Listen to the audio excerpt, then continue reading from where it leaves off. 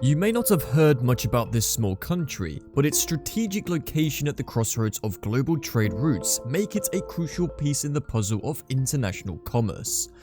But Eritrea's story isn't just about its geological significance, it's a tale of resilience in the face of adversity, a saga of missed opportunities, and a cautionary tale of mismanagement that has left its economy in shambles.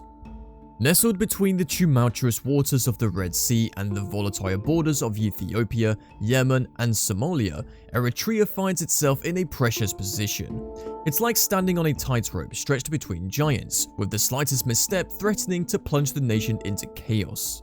Yet, despite its pivotal location, Eritrea remains largely isolated from the global stage, its potential stifled by political strife and internal oppression.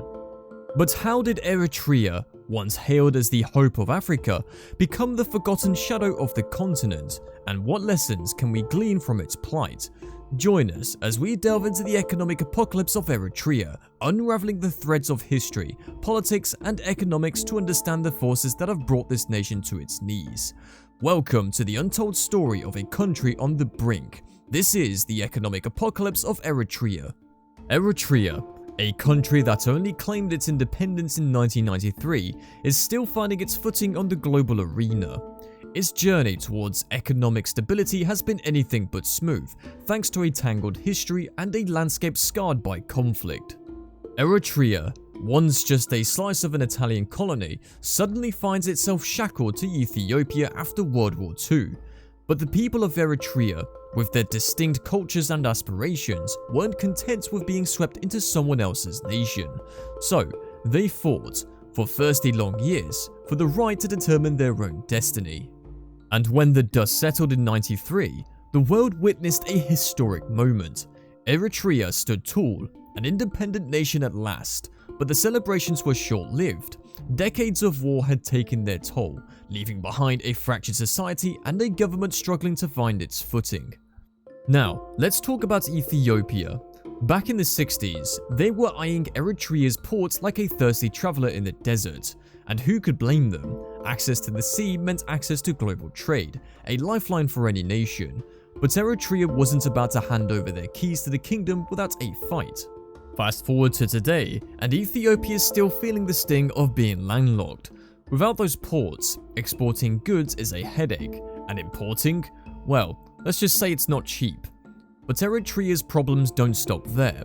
With a government more accustomed to fighting wars than running a country, the transition to peacetime governance has been rocky, to say the least. And then there's Somalia, Eritrea's neighbor to the south. Like two peas in a pod, they share similar struggles.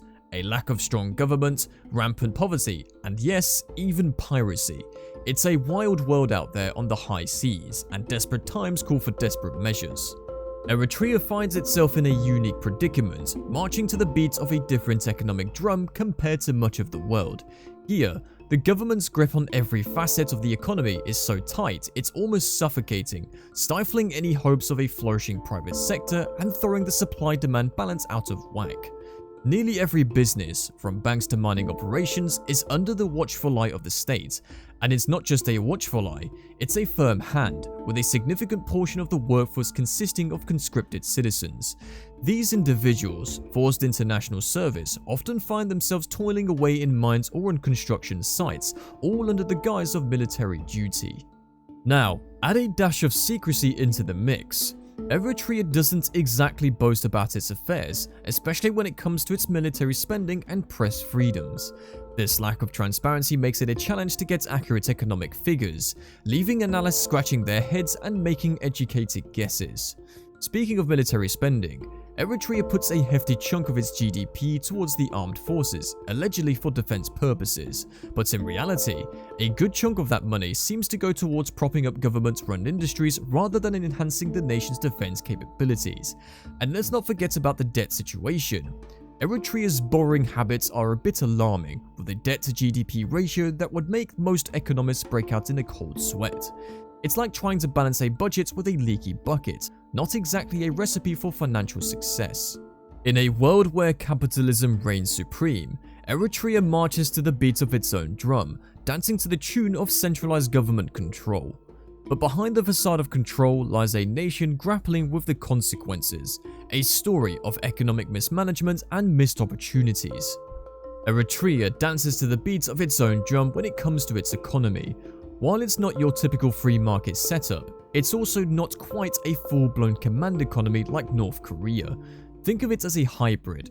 There are some markets for basic goods and services, but the government's heavy hand is ever present, controlling the show from behind the scenes. In Eritrea, landing a job or making an investment isn't exactly a free-for-all. Nope, those decisions are made by the government, leaving citizens with little say in the matter. If you've got skills the country deems valuable, chances are you'll find yourself working for the government or one of its many state-owned enterprises. And if you're not part of that lucky bunch, well, you're probably tiling the land as a subsistence farmer, eking out a living for yourself and your family. This setup might sound like a well-oiled machine in theory, but in reality, it's like trying to steer a ship with one hand tied behind your back. You see, in a free market economy, decisions are made by individuals acting in their own self-interest, which usually leads to a pretty efficient allocation of resources. But in a command economy like Eritrea's, where decisions are made centrally, things can get a bit messy. Sure, central control can offer stability in the short term, shielding the economy from the whims of consumer confidence. But when it comes to the long-term stability, well, let's just say command economies have a bit of a shaky track record. Just look at China's Great Leap Forward, a well-intentioned plan gone terribly wrong, resulting in widespread famine and devastation. Now, don't get us wrong, some level of central planning can be a good thing, especially for countries like Eritrea that are starting from scratch.